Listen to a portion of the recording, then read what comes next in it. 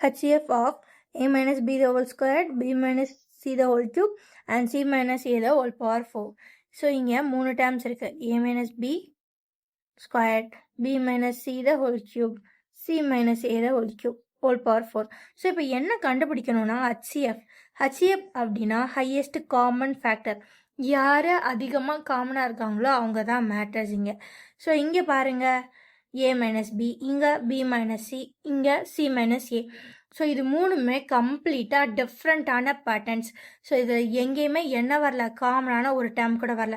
So இதை ஃபேக்டர்ஸாக எழுதுனா எப்படி எழுதலாம்?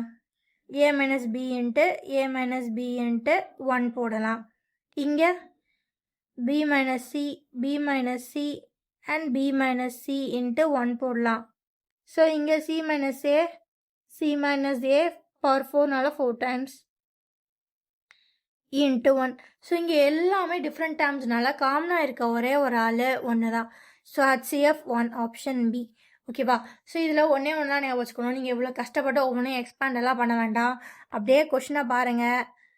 இதில் என்னென்ன இருக்குது? a minus b, இங்கே b minus c, இங்கே c minus a. ஸோ இது மூணுலேயுமே எதுவுமே காமனாக இல்லை. இந்த மாதிரி காமனாக இல்லாத எக்ஸ்பிரஷன்ஸ் கொடுத்தாங்கன்னா HCF 1 தான். ஓகேவா? பாய்.